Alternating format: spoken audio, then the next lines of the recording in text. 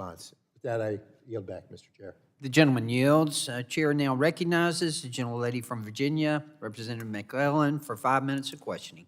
Thank you, Chairman Carter and Ranking Member DeGette, for holding this very important hearing.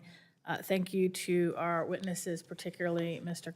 Cullen. I add my condolences, but I also want to commend you for turning tragedy into advocacy to make sure that no one suffers the same tragedy that you did. I really want to commend you. Yeah, alone, over 2,400 Virginians have lost their lives to drug overdoses each year.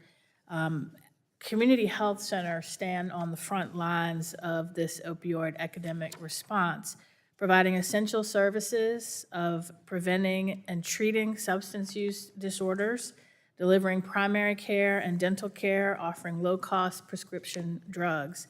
And for many families, especially in rural areas like the southern end of my district, community health centers are the only option for accessing health care and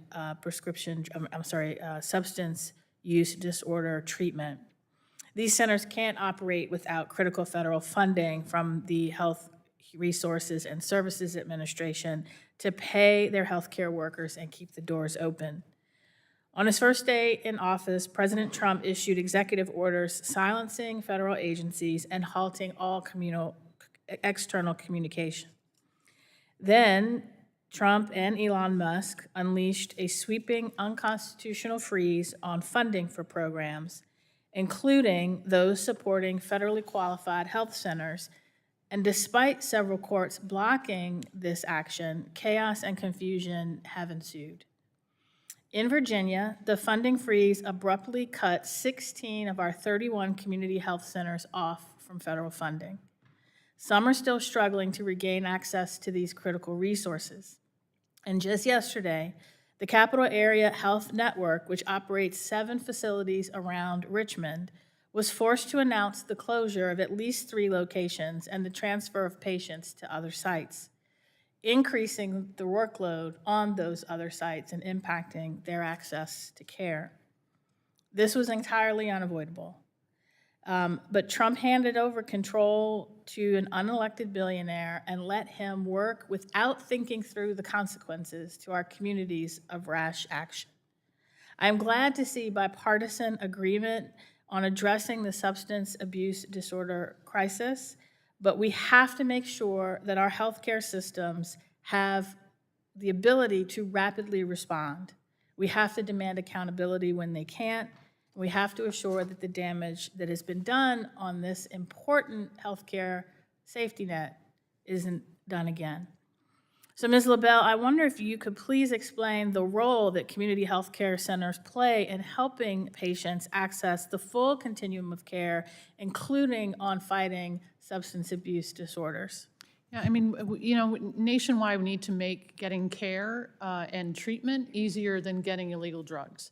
And that's one key role that these community health centers play, is that they meet people where they are, they provide a continuum of care for people, wraparound services, and play an important role in reducing overdose deaths. And can you explain how the backlog over accessing payment systems, paying the healthcare workers, and has impacted our community health systems, and what we can do to address the backlog of care that patients, particularly in rural areas, need? I mean, there's obviously a real dire workforce shortage in a lot of parts of the country, particularly in rural areas. And these types of kind of starts and stops cause a lot more confusion. And people who could potentially work in those areas, be recruited, are likely not to come if there's confusion or a lack of funding for their services. Thank you. And I'll just note in my last 43 seconds,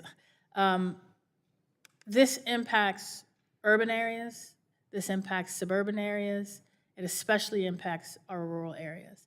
And in my district, which is 2 hours end to end, many people in the southern part of the district have to go to the South Side Community Health Center, which now is closed, and sending patients even further north. And trying to get time off from work to travel long distances to get the care that you need, only to be told your appointment now is transferred further north, has a real impact that we can't afford that kind of delay. I thank you for sharing the importance of community health centers, and Mr. Chair, I yield back. The gentlelady yields. At this time, I'm going to ask unanimous consent to insert in the record the documents included